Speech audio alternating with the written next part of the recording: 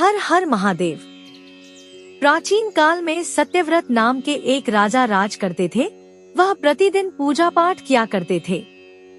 उनके पास किसी भी चीज की कमी नहीं थी। वह धन दौलत से लेकर हर प्रकार की सुविधा से समृद्ध थे। हालांकि इसके बावजूद भी राजा की एक अभिलाषा थी जिसे वह पूर्ण की चाह रखते थे। दरअसल राजा सत्यव्रत को किसी प्रकार से स्वर्गलोक जाने की इच्छा थी।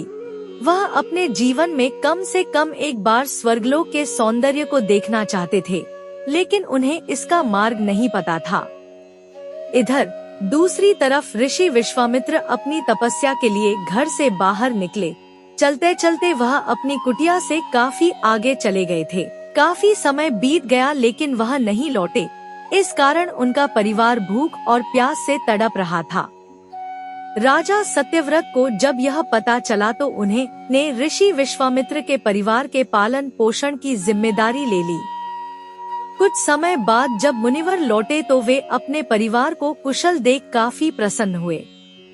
उन्होंने पूछा कि उनकी अनुपस्थिति में किसने उनकी देखभाल की। इस पर ऋषि के परिवार वालों ने बताया कि राजा ने उनके पालन पोषण की जिम्मेदारी उठाई थी। यह सुनकर ऋषि विश्वामित्र तुरंत राजमहल पहुँचे और राजा से मुलाकात की।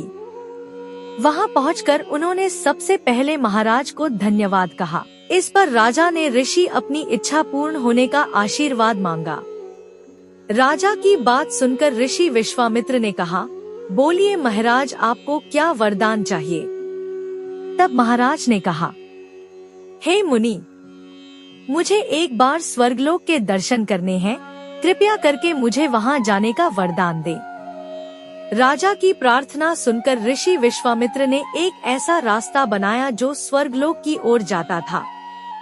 यह देख राजा सत्यव्रत बहुत खुश हुए। वह तुरंत उस रास्ते पर चल पड़े और स्वर्गलोक पहुंच गए। यहाँ पहुँचते ही इंद्रदेव ने उन्हें नीचे धक्का दे दिया, जिसके कारण वो सीधे धरती पर जा गिरे। राजा ने सत्यव्रत ने तुरंत सारी घटना ऋषि विश्वामित्र बताई।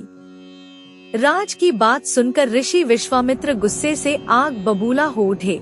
उन्होंने तुरंत सभी देवताओं से इस बारे में बात की और इस समस्या का हल निकाला, जिसके बाद राजा के लिए एक नया स्वर्गलोक बनाया गया।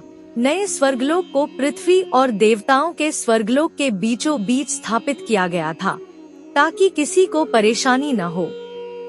नए स्वर्गलोक से राजा सत्यव्रत तो बहुत खुश हुए, लेकिन विश्वामित्र को एक चिंता लगातार सता रही थी। उन्हें डर था कि नया स्वर्गलोक कहीं जोरदार हवा के कारण गिर न पड़े। अगर ऐसा होगा तो राजा सत्यव्रत दोबारा से धरती पर जा गिरेंगे। काफी सोच विचार के बाद ऋषि विश्वामित्र को एक उपाय सूझा।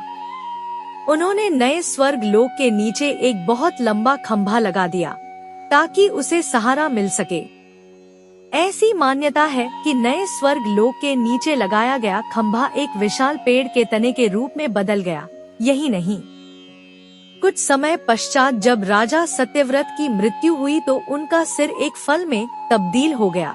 सभी से इस खंभे को नारियल का पेड़ कहा जाने लगा, जबकि राजा का सिर नारियल के रूप में जाना गया। यही कारण है कि नारियल का पेड़ इतना लंबा होता है और इस तरह से नारियल का जन्म हुआ। अगर आपको यह पौराणिक कथा अच्छी लगती है तो कमेंट में हर हर महादेव लिख दे।